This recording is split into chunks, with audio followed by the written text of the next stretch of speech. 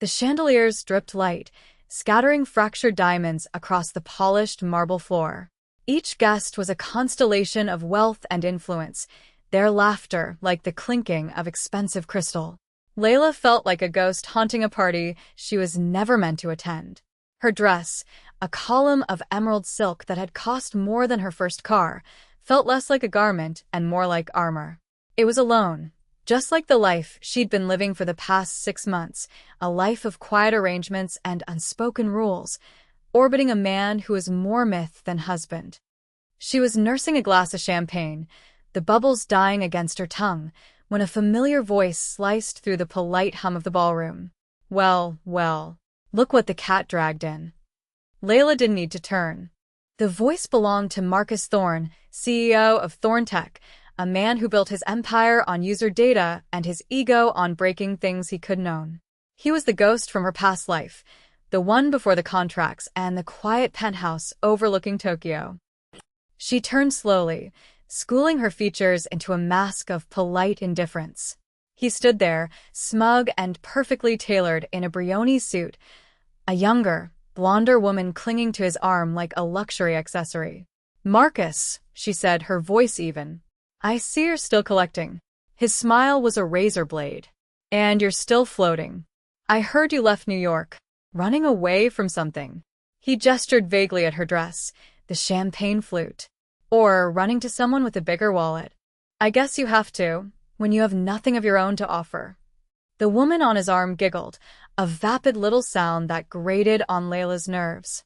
People nearby were starting to notice, their conversations faltering as they angled themselves to better witness the unfolding drama. Layla's chin lifted. She had survived Marcus's casual cruelty for 2 years. She could survive it for 2 minutes. "I'm doing just fine, Marcus," she said, her voice dangerously soft. He laughed, a loud, braying sound meant to draw more attention. "Are you? Because you look lost. You always did, without me to guide you. That was your problem, Layla. Too much ambition, not enough substance. You're a beautiful project, but who has the time for that? Let me give you some advice." For old time's sake, he leaned in, his cologne a cloying mix of citrus and arrogance. He lowered his voice to a stage whisper that carried through the sudden lull. "Give it up. Go back to whatever small town you crawled out of. Nobody wants you." The words were meant to shatter her. They were the same words he'd used the night he'd left her, the final, dismissive judgment on her worth. For a single, searing moment, the old Layla, the one who had believed him, flickered in her chest. Her hand tightened on her glass. She opened her mouth to deliver a retort that would strip the skin from his bones, a skill she had honed in the silent war of her new life. But she never got the chance. The air around them grew heavy, the temperature dropping several degrees. A shadow fell over her, vast and absolute. A presence had materialized behind her, so silent and sudden it was as if he'd been carved from the stillness itself. Layla didn't have to look to know who it was. She could smell the faint, clean scent of sandalwood and smoke. She could feel the formidable gravity of him, a quiet force that bent the room to his will. Kaito Tanaka moved without sound. He placed a hand on the small of her back, over the cool silk of her dress.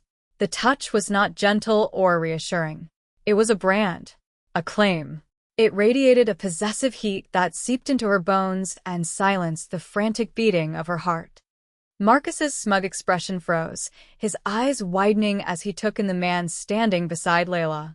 He saw the impossible cut of the custom Tom Ford suit, the severe, handsome lines of a face that held no warmth, only a chilling intensity. He saw the glint of a platinum Patek Philippe on one wrist and, on the other, the intricate, violent blue-black lines of a traditional Irizumi tattoo peeking from beneath a starched white cuff. Kaito's gaze was flat, his eyes like polished obsidian. They held Marcus in place, pinning him like an insect to a board. He didn't raise his voice. He didn't have to. His words were quiet, precise, and carried the weight of a death sentence. "You will not," he said, the English perfect, clipped, and utterly devoid of emotion, "speak to my wife that way again." The silence that followed was absolute. The clinking glasses, The murmured conversations, the distant orchestra, it all vanished, sucked into the vacuum Kaido had created. My wife. The two words hung in the air, glittering and lethal. Marcus's face, which had been flushed with arrogant victory, turned the color of ash. The woman on his arm looked from Kaido to Layla and back again, her pretty face a mask of confusion and sudden, primal fear. The power dynamic had not just shifted, it had been annihilated. Marcus Thorne, the titan of tech, had been rendered utterly, humiliatingly insignificant. He was a bug, and he had just insulted the dragon's most prized possession. The ride back to the penthouse was a study in silence. The custom Maybach moved through the glittering streets of Tokyo like a phantom, its interior soundproofed against the city's electric hum. Layla stared out the window, watching the neon signs bleed into streaks of color, but she saw nothing. She was replaying the scene at the gala, the weight of Kaido's hand still a phantom heat on her back. It hadn't been a rescue. Layla was not naive enough to believe that. It had been a statement, a power play executed with surgical precision. Their marriage, until that moment, had been a document locked in a safe, a strategic alliance of which she understood only the barest outlines. He needed an American wife for reasons tied to international holdings and legitimacy, and she needed an escape from a life that was closing in on her. The terms were simple. She would be his wife in name only, live in his home, want for nothing, and remain invisible. He had just shattered that last term into a million pieces. "You were not meant to be seen," Kaido said, his voice pulling her from her thoughts. He wasn't looking at her. His gaze was fixed on the road ahead, his profile sharp and unyielding in the intermittent glow of the streetlights. "You're the one who put me on display," she countered, her voice tight. "He insulted my property. An insult to my property is an insult to me." It required a response. Property. The word was acid on her tongue. "Is that what I am to you?" For the first time, he turned his head, his dark eyes meeting hers in the dim light of the car. There was no apology in them, no softness. Only an unnerving clarity. "You are my wife. In this world, that makes you the most valuable asset I possess. And the most vulnerable." He let the words settle between them, heavy and cold. "Before tonight, you were a ghost. A name on paper that opened certain doors. Now you have a face. My name is on your face. To my allies, you are a symbol of my reach. To my enemies, you are a target. A direct line to me." Layla felt a chill that had nothing to do with the car's air conditioning. The abstract danger of his world had suddenly become terrifyingly concrete. The life of quiet, sterile luxury was over. She had just been painted with a bullseye. When they arrived at the penthouse, the change was immediate. Two new guards, built like mountains in sharp black suits, stood sentinel outside the private elevator. They bowed low as Kaido passed, their faces impassive masks. Inside the apartment, which felt more like a minimalist fortress than a home, another of his men was waiting. Kaido spoke to him in rapid, low Japanese, the words sharp and commanding. Layla walked to the floor-to-ceiling windows, wrapping her arms around herself. The view of the sprawling, incandescent city usually calmed her. Tonight, it felt like a cage made of light. Every skyscraper seemed to hold a sniper, every street a potential ambush. "Your movements will now be restricted," Kaido said from behind her. "You will not leave the building without Kenji or myself. A car will be available at all times, but your destinations must be cleared in advance. Your personal security detail has been doubled." It was a prison sentence delivered in the language of protection. She turned to face him, anger warring with a tremor of fear. "This isn't what we agreed to." "The agreement changed when that fool opened his mouth," he stated, as if it were the most obvious thing in the world. He began to unbutton his suit jacket, his movements economical and precise. He finally looked tired, the iron control he maintained slipping just enough for her to see the immense weight he carried. He saw her staring, saw the mutiny in her eyes. He walked to the wet bar, the tattoos on his hands a stark contrast to the gleaming crystal as he poured 2 glasses of water. He walked back and handed one to her.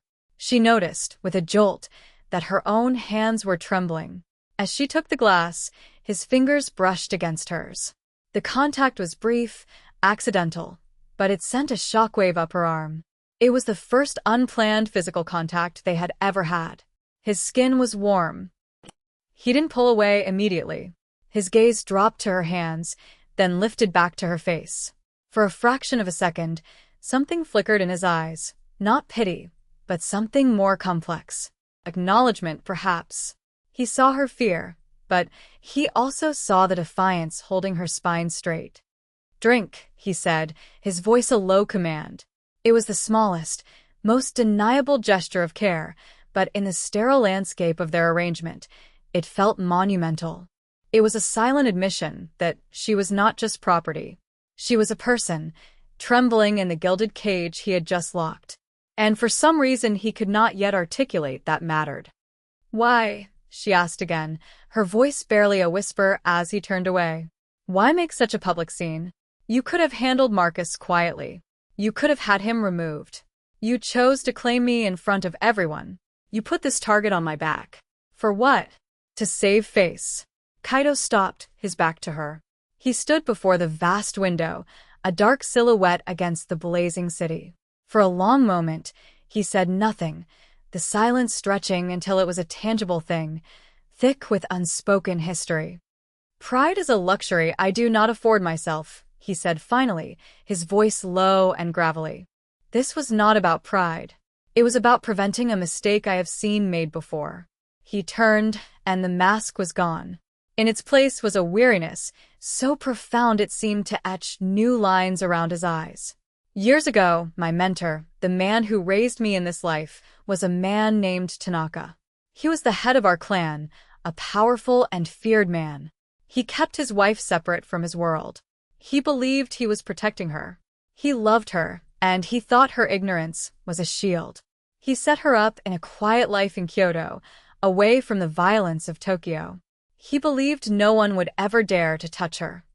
Layla listened, her anger momentarily forgotten, captivated by the raw pain that roughened the edges of his voice. "Our rivals, the Inagawakai, were losing a territory war with us. They were desperate. They knew they could not defeat Tanaka in a direct fight, so they looked for a weakness. And they found her. They didn't kidnap her for ransom. They didn't threaten him with her life. They simply walked into her favorite tea house one afternoon, a place she felt safe, and they erased her. It was a message, a statement that nothing of his was sacred." He looked away, his jaw tight. Tanaka fell apart. He lost his territory, his respect, his honor. Not because he was weak, but because he failed to protect his house. He pretended a part of his life was separate, and our enemies used that lie to destroy him. In our world, there is no separation. Everything is connected. Everything is a weapon or a target. He took a step closer to her, his presence dominating the space between them. His dark eyes locked onto hers, and she felt as if he were seeing straight through to her soul. "I will not make his mistake," he said, each word a stone dropping into a deep well. "What is mine, I protect. I do not hide it. I put it on a throne where all can see, and I dare them to approach. Tonight, I put you on that throne. I dared that pathetic excuse for a man, and any other who is watching, to try." Layla stared at him, breathless. This wasn't a romantic declaration. It was colder, harder, and somehow more profound. It was a vow forged in bloodshed and regret.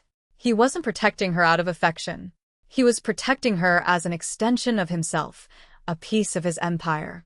And yet, beneath the brutal logic, she heard the echo of a man who had witnessed a devastating loss and would burn the world down to prevent it from happening again. "You are mine, Layla," he said, his voice dropping to a near whisper. "And the Inagawakai are still watching. They will see you not as a person, but as a gambit, an opening. They will test my defenses. And we must be ready." The first test came sooner than she expected. 3 days later, they were driving through Shinjuku, the streets a chaotic, vibrant river of people and light. Layla was supposed to be attending a private viewing at a gallery, a carefully vetted, secure outing meant to maintain the illusion of normalcy. She sat in the back of the armored sedan, Kenji, Kaido's most trusted lieutenant, in the passenger seat, with another guard driving. Layla had always been observant, a habit born from a lifetime of needing to read a room quickly to ensure her own survival. She noticed the black Toyota Crown first. It was a common car, anonymous, but it had been behind them since they left the penthouse garage. When their driver took a sharp, unscheduled left, the Crown followed without hesitation. When they turned again, so did it. "Kenji," she said softly, her voice calm despite the sudden knot of ice in her stomach. He glanced at her in the rearview mirror, his expression unreadable behind his sunglasses. "Yes, mistress?" "The Black Crown. 4 cars back. It's been with us for 10 blocks." Kenji's eyes flicked to the side mirror. He watched for a full 30 seconds, his body preternaturally still. Then he spoke a single, sharp word in Japanese to the driver. The change was instantaneous. The sedan's smooth, leisurely pace vanished. The driver executed a flawless, tire-squealing turn into a narrow side alley, accelerating with a jolt that pressed Layla back into the plush leather seat. The world outside became a blur of concrete walls and overflowing dumpsters. Another turn, then another. It was a high-speed, brutally efficient escape through the city's labyrinthine guts. Behind them, she caught a glimpse of the Crown trying to follow, its movements clumsy and slow by comparison. Within a minute, it was gone, lost in the maze. The sedan emerged back onto a main thoroughfare, slowing to a legal speed, melting back into the flow of traffic as if nothing had happened. The entire event had lasted less than 90 seconds. They didn't go to the gallery. They went straight back to the penthouse. The silence on the ride back was different. It wasn't tense, it was charged. When they stepped out of the elevator into the apartment, Kaido was there, waiting. He must have been alerted the moment they deviated from their route. He looked from Kenji to Layla, his eyes searching. Kenji gave a short bow. There was a tail.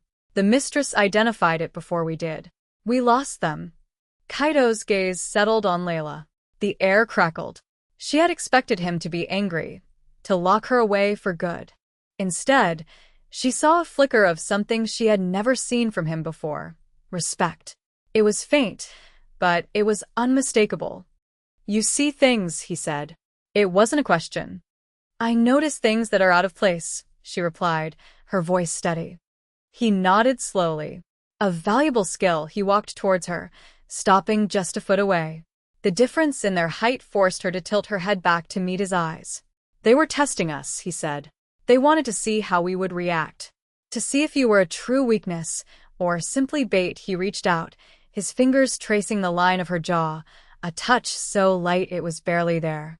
His thumb brushed over her pulse point, feeling the frantic rhythm beneath her skin.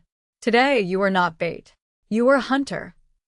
His touch, his proximity, his words, they were a dangerous combination. They made her feel seen in a way that Marcus, with all his flowery compliments, never had. Kaido saw her strength, her intelligence, and valued it. He didn't want to protect a fragile doll. He wanted a partner who could see the enemy coming. The thought was both terrifying and intoxicating. She was becoming a part of his world, not just a resident in it. And she wasn't sure if she should be running for her life or leaning into the storm. The Inagawakai, having failed to catch them off guard, grew more cunning.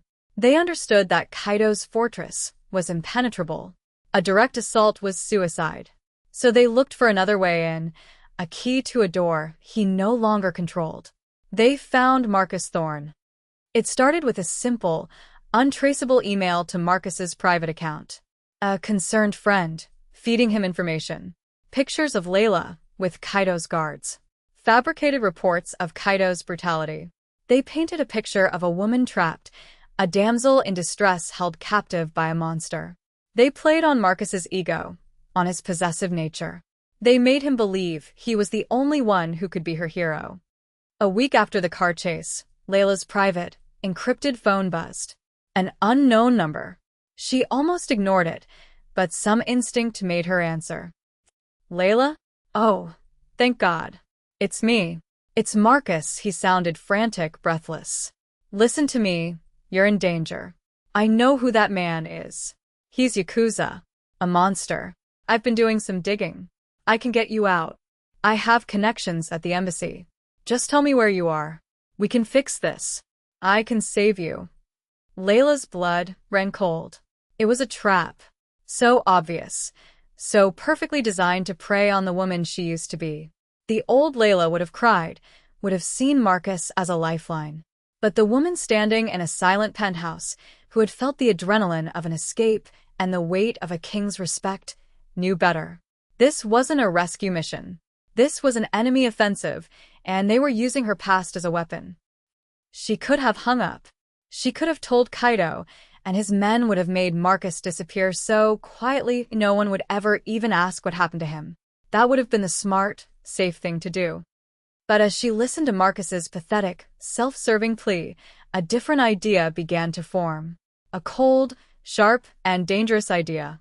They saw Marcus as her weakness, her connection to a world of law and order they could manipulate. They thought they could use him to lure her out.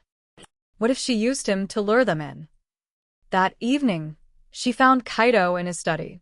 He was reviewing security schematics on a large monitor, a glass of whiskey untouched on his desk. They contacted me, she said without preamble. He turned, his face impassive.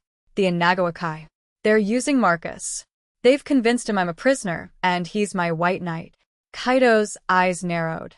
I will have him dealt with. No, Layla said, the word coming out with more force than she intended. Don't. They think he's the key. They think he's your blind spot. Let's use that. He studied her, his expression unreadable. Explain. He wants to meet me, to rescue me. I'll agree. We choose the place. We set the trap. They'll follow him, waiting for their moment to intervene, to create a public incident that will expose you and make them look like heroes. But we'll be waiting for them. She was proposing something monstrous. Using a civilian, her ex-boyfriend, as unwitting bait in a Mafia war. It was a line she never imagined crossing. The idea should have horrified her. Instead, it felt necessary. It felt like survival. Kaido was silent for a long time, his gaze so intense it felt like a physical weight. He was assessing her, not her plan, but her. He was seeing the woman who had spotted a tail in a crowded street, the woman who didn't flinch from the brutal realities of his world, the woman who was willing to get her hands dirty. The risk to you would be significant, he said finally.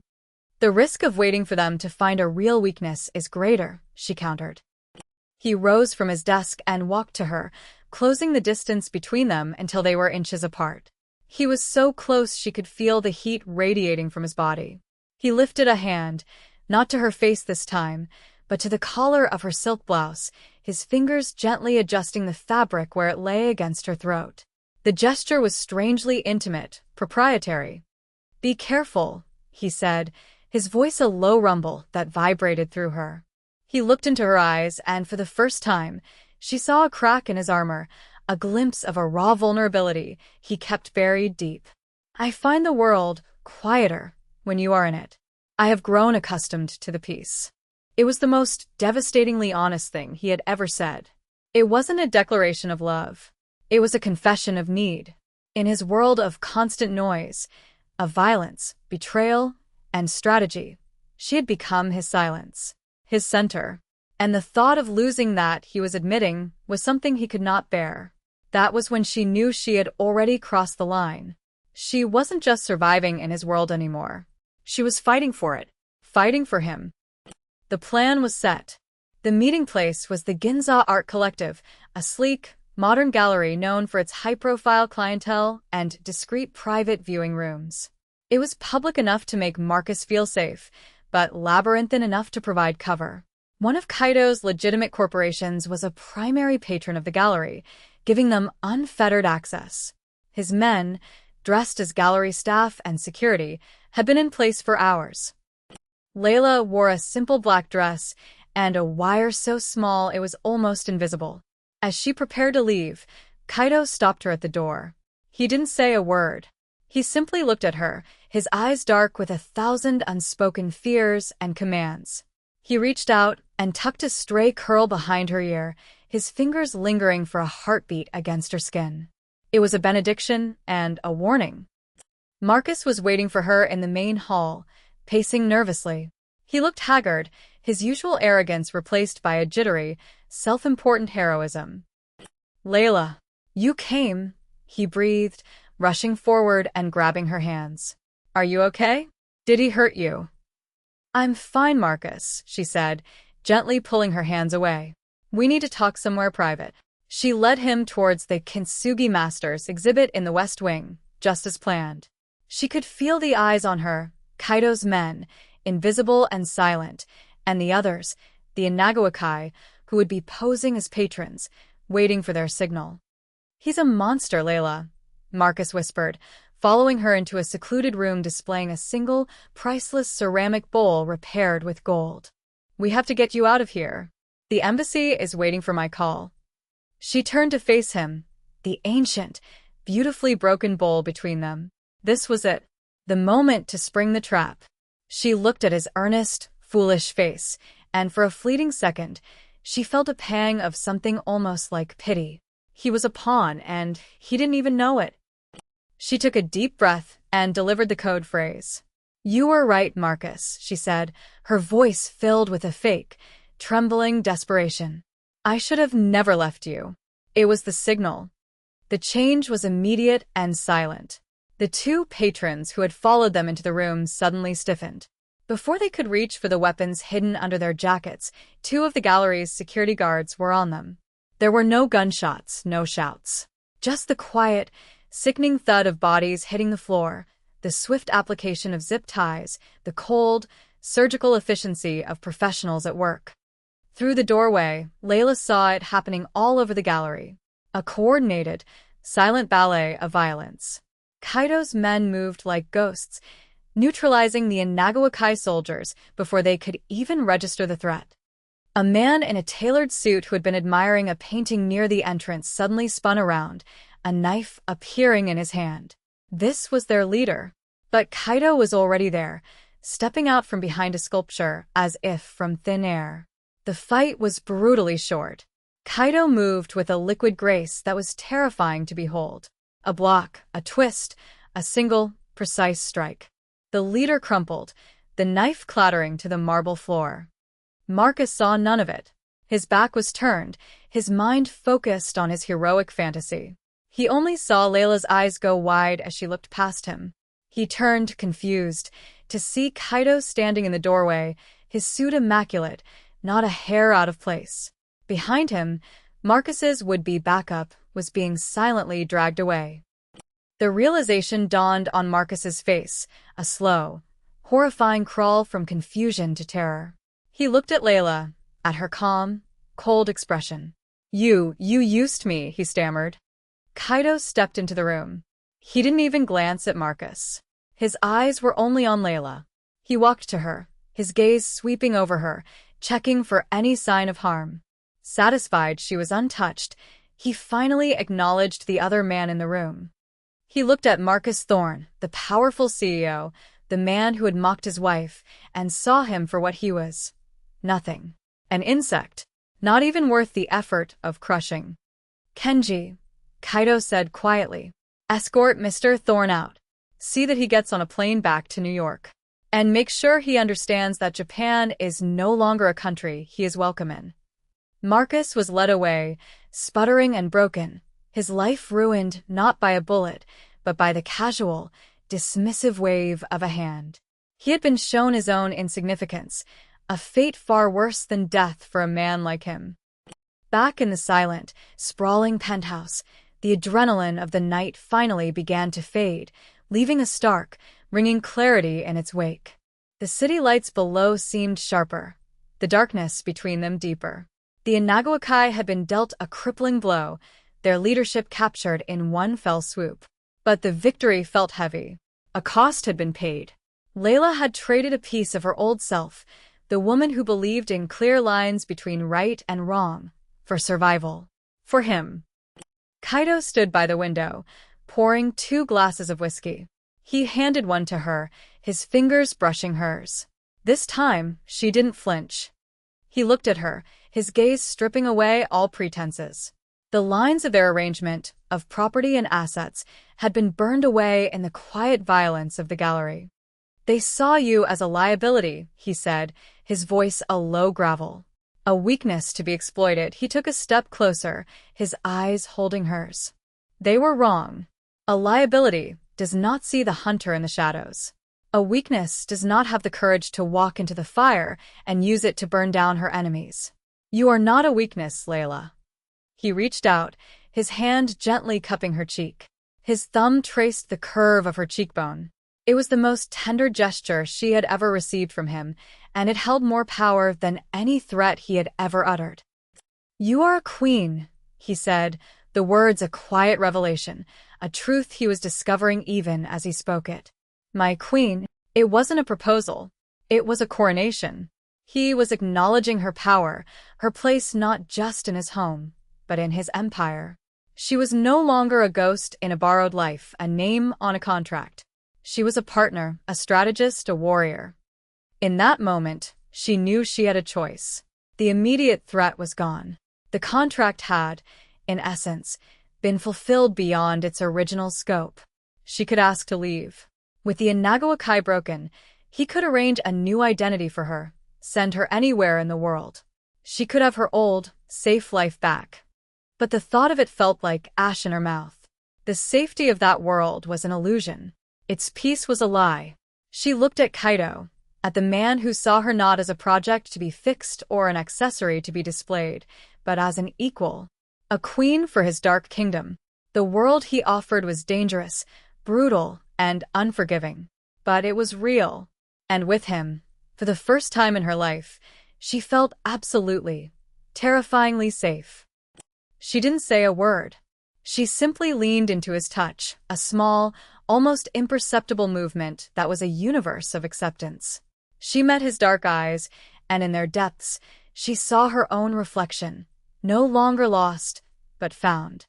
He lowered his head, and she closed her eyes, not in fear, but in anticipation. The silence of the penthouse was no longer empty. It was full of the unspoken truth of their new reality. She was his, and he was hers. And together, they would face whatever darkness came next. She stayed. And in the heart of the storm, she was finally home.